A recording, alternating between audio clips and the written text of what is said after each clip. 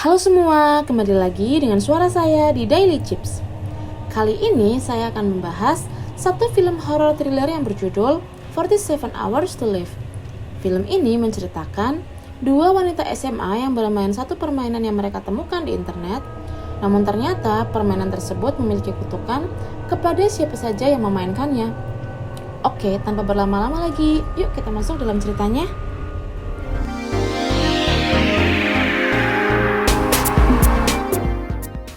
Dalam film ini ada dua pemeran utama, yaitu Rose dan Cadence. Di adegan pertama diperlihatkan Cadence yang sedang mengemudi di tengah hujan yang cukup deras sambil memainkan ponselnya. Karena tidak fokus, dia pun membanting setir untuk menghindari mobil yang berhenti di depannya. Ketika sedang berhenti, tiba-tiba mobilnya diketok-ketok oleh beberapa orang yang terlihat panik.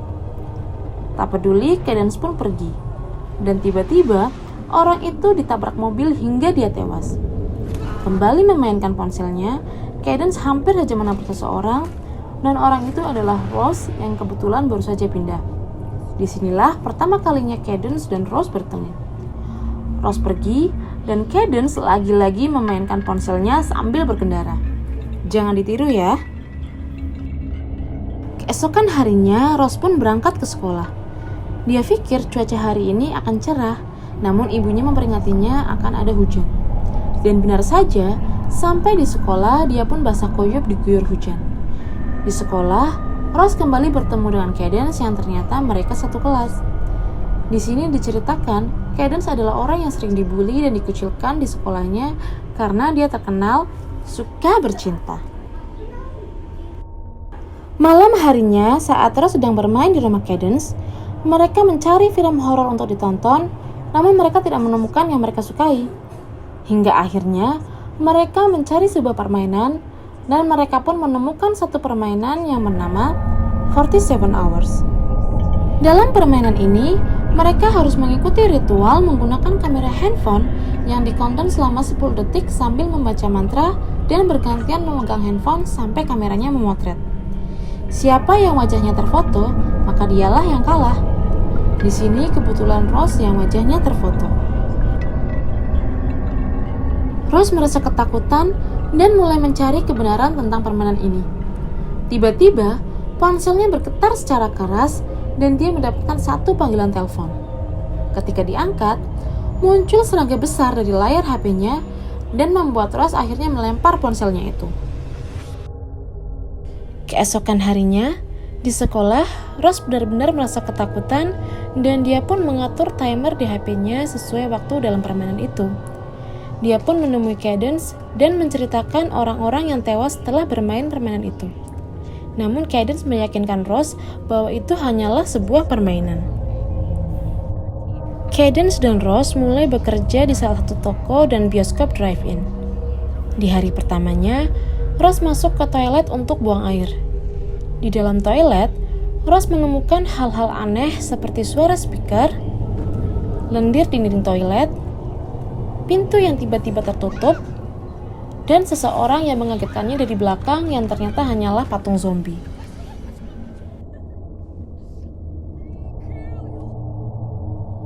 Sepulang dari toko tempat mereka bekerja, di dalam mobil, Rose masih merasa ketakutan dengan kalahnya dia dalam permainan 47 Hours. Dia meminta Cadence untuk mempercayai tahayul itu. Karena Cadence merasa kesal, dia pun akhirnya kembali bermain permainan itu dan membiarkan dirinya kalah dari Rose agar kutukannya berpindah. Rose pun memasang timer lagi selama 47 jam.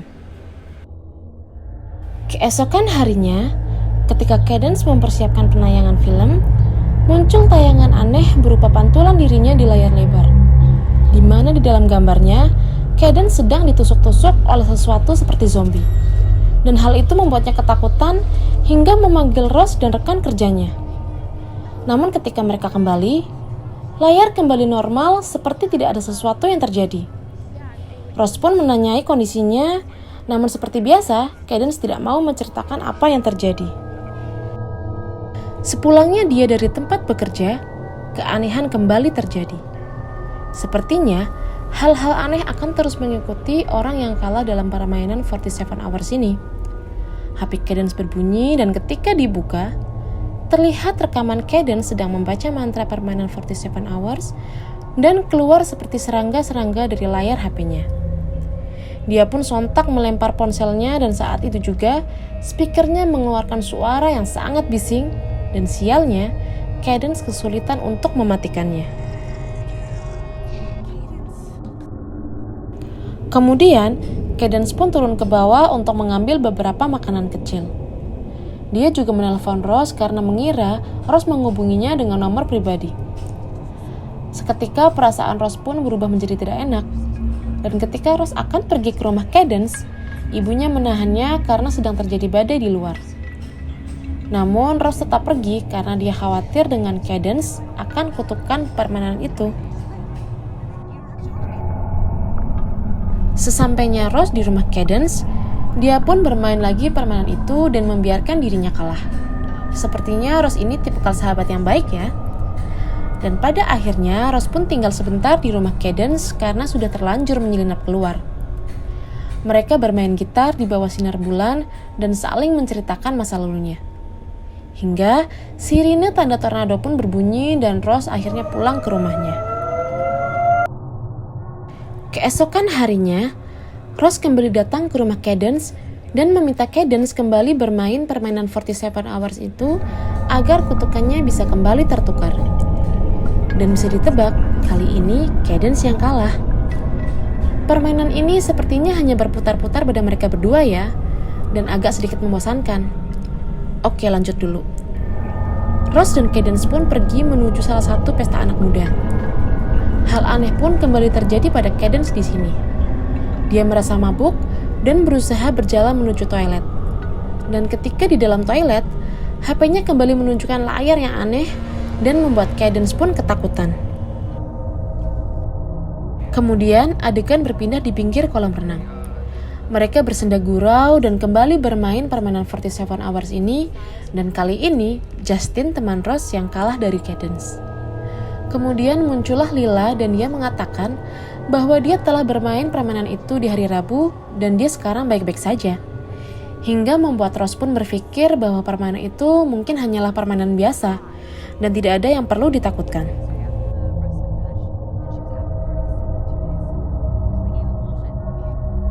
Ketika Rose berangkat ke sekolah, terlihat kesunyian di sekitar sekolahnya. Bendera dikibarkan setengah tiang menandakan ada yang baru saja meninggal dunia. Ternyata yang meninggal dunia itu adalah Lila Larsen. Rose pun kembali ketakutan. Dia pun menemui Cadence dan menurut perhitungan Rose, Lila bermain 47 Hours di hari Rabu, namun ternyata dia bermain di hari Kamis. Karena itulah dia terlihat baik-baik saja di 47 jam setelahnya, karena Lila salah menyebutkan hari di mana dia bermain game itu. Kutukan sekarang berada di Justin, teman Rose dan juga adik dari Lila yang baru saja meninggal. Rose dan Cadence pun datang ke acara duka Lila Larsen dan Rose meminta Justin untuk bermain 47 Hours lagi agar kutukannya lepas dari Justin. Namun di sini, Justin tidak mempercayai Rose dan malah meninggalkannya. Kemudian Cadence masuk dan memaksa Justin untuk bermain karena Cadence juga memikirkan kekhawatiran Rose pada Justin. Dan sekarang kutukan berpindah lagi pada Cadence. Keesokan harinya, ketika Cadence baru bangun dari tidurnya, Cadence menatap HP-nya dan terlihat ada video Lila yang menjadi aneh dan mengeluarkan lendir. Lendir itu juga keluar dari HP Cadence dan menempel di tangannya. Cadence pun pergi ke kamar mandi dan tiba-tiba dia merasa aneh. Dadanya seperti baru saja dijahit, serta mulutnya mengeluarkan cairan hitam. Cadence pun akhirnya jatuh pingsan dan ketika sadar, ibunya membangunkannya seperti tidak terjadi apa-apa. Jadi keanehan seperti itulah yang terjadi ketika kutukan 47 Hours melekat pada seseorang. Cadence mulai tidak tahan dan ingin segera mengakhiri permainan dan kutukan ini. Sehingga Cadence dan Rose pun berusaha mencari penulis dari website horor Spiderweb, website yang terdapat permainan 47 Hours itu. Rose dan Cadence kemudian menemui seorang wanita di sebuah bar dan dia menunjukkan siapa orang yang mengunggah isi dari permainan 47 Hours. Kemudian mereka pergi menemui teman mereka yang bisa melacak alamat dari si pengunggah permainan di spiderweb itu. Setelah mendapatkan alamatnya, mereka pergi menuju Texas, dan setelah sampai di alamat itu, mereka bertemu dengan seorang lelaki tua, lalu mereka menanyakan tentang permainan 47 Hours itu. Namun dia mengaku bukan dialah yang mengunggah permainan itu. Saat hendak pergi, dua gadis memanggil mereka dari jendela. Kedua gadis itu juga menceritakan bahwa mereka sudah bermain permainan 47 Hours selama 5 tahun. Mereka jugalah yang mengunggah permainan itu ke spiderweb. Namun bukan mereka yang membuatnya. Mereka hanya mengatakan, "Kurasa itu dia." Saat ditanya, "Dia siapa?" mereka hanya menjawab, "Semakin sering kau memainkannya, maka kau akan semakin sering melihatnya." Kemudian lelaki tua tadi keluar dan marah-marah serta mengancam Ross dan juga Cadence. Mereka pun berlari kabur meninggalkan rumah itu. Sesampainya di depan rumah Ross, mereka kembali bermain agar kutukannya tertukar lagi. Dan sekarang adalah giliran Ross yang kalah. Malam harinya, Ross terbangun dan melihat wajahnya di ponselnya yang tiba-tiba seperti terbakar. Ross pun panik dan dia berlari menuju kamar mandi dan melihatnya di cermin. Wajahnya seperti mengelupas dan dia pun berteriak histerius. Namun lagi-lagi, itu adalah mimpi buruk ketika salah satu dari mereka mendapat kutukan. Di sekolah, Cadence menemukan ide untuk melepaskan diri dari kutukan itu. Dia berencana memberikan kutukan itu kepada narapidana yang akan mendapatkan hukuman mati. Jadi apapun yang terjadi nantinya, toh napi itu akan tetap dihukum mati. Namun Ross tidak menyetujui akan hal itu. Keesokan harinya, Ross menemui Cadence di rumahnya untuk bermain lagi. Cadence muak dan tidak ingin bermain lagi karena dia sudah merasa kacau dengan hidupnya. Namun Cadence sadar bahwa kutukannya ada pada Ross. Mereka pun kembali bermain, namun saat hendak memotret Cadence, memori HP Ross penuh dan tidak dapat mengambil gambar. Saat berada di dalam kelas, Ross kembali ditunjukkan hal-hal aneh di mana seluruh halaman Instagramnya dipenuhi oleh foto wajah Ross yang menyeramkan. Dia pun pergi menemui Cadence dan menyetujui idenya tentang memberikan kutukan itu kepada napi yang mendapatkan hukuman mati. Mereka pun berencana bertemu di tempat kerja Cadence. Malam harinya, ketika Ross selesai mengajar les privat, dia kembali mendapati hal-hal aneh. Dia menyadari bahwa kutukannya masih ada padanya, karena saat bertukar dengan Cadence kemarin, memori HP-nya penuh dan tidak menangkap gambar Cadence. Akhirnya, Ross berusaha menghubungi Cadence, namun tidak berhasil.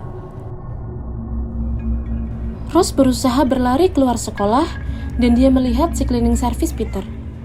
Ross pun mencarinya ke kamar mandi, namun dia malah bertemu dengan seorang hantu wanita. Dia pun berusaha lari dan menendang hantu itu, yang mana sebenarnya itu adalah Peter. Ross melihatnya sebagai hantu karena dia sedang berada di dalam pengaruh kutukan. Saat beralih keluar, Ross bertemu dengan tim cheerleader yang menyebalkan. Ross meminta tolong untuk bermain 47 Hours, namun bukannya bermain, salah satu dari mereka malah melempar HP Ross hingga pecah. Ross pun terus berlari keluar dan menuju tempat kerja Cadence dengan mengendarai mobil. Namun pandangannya terdistrak oleh hujan es karena badai tornado yang akan datang. Ross menabrak pohon dan keluar api dari mesin mobilnya. Dia pun berlari menuju tempat kerja Cadence, namun Cadence sudah terlanjur pergi untuk menemui Ross juga. Pada akhirnya, Ross dapat bertemu dengan Cadence. Mereka segera bermain, namun tornado membuat mereka harus berlari masuk ke dalam mobil. Tornado menghempaskan benda-benda di sekitar, hingga mereka berdua keluar dari dalam mobil. Saat Ross sudah hampir sekarat, mereka kembali bermain 47 Hours selagi sempat karena kutukan masih ada pada Ross. Namun HP Cadence seketika mati dan tiba-tiba Ross kejatuhan puing yang terangkat oleh tornado dan puing itu jatuh tepat di perut Ross dan membelah tubuh Ross. Ross pun seketika meninggal pada kejadian itu. Dan film pun berakhir. Dalam film ini kurang dijelaskan tentang si dia atau si pembuat permainan ini. Atau mungkin itu iblis. Mungkin, Silahkan bagi kalian yang ingin berteori, dan dari saya, terima kasih untuk kalian yang sudah menyaksikan shortcut film ini, dan sampai jumpa di alur cerita film berikutnya. See you!